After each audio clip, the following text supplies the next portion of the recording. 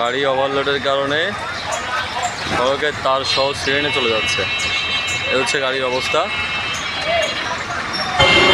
গত কিছুদিন আগের একটি ঘটনা, যেটিরত অবস্থায় হঠাৎ দেখতে পাই একটি মাঝারি পাল্লার ট্রাক অতিরিক্ত বিশালি বহন করে মেহেরপুর শহরের মধ্য দিয়ে মজিদনগর দিকে যাচ্ছিল।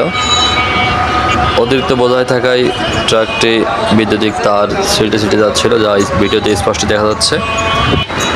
মামলা করার পরে আমরা গাড়ির কাগজপত্রগুলো জব্দ করি এবং গাড়ি ছেড়ে দিই। এর পরবর্তী দেখুন কি হয়।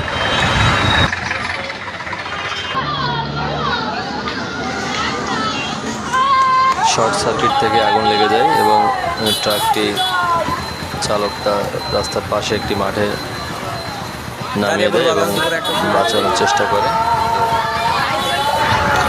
খানিক দূর যাওয়ার পরে ট্রাকটিতে আগুন লেগে যায়।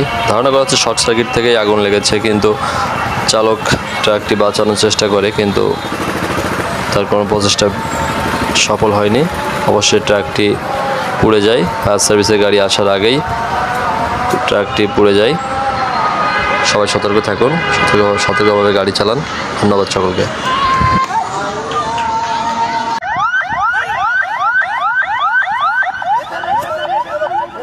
খবর এত বেশি দেরি হয়েছে।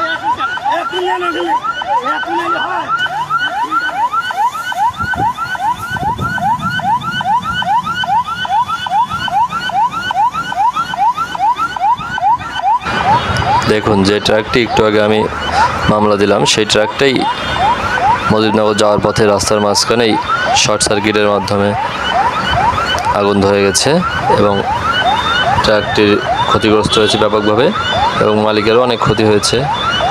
এই ধরনের অদক্ষ চালক যারা অতিরিক্ত বোঝাই নিয়ে ট্রাক চালায়, তাদের কারণেই মালিকের আজকে এই অবস্থা। আমরা সবসময় নিরুৎসাহিত করি এই ধরনের অতিরিক্ত বোঝাই নেওয়ার জন্য।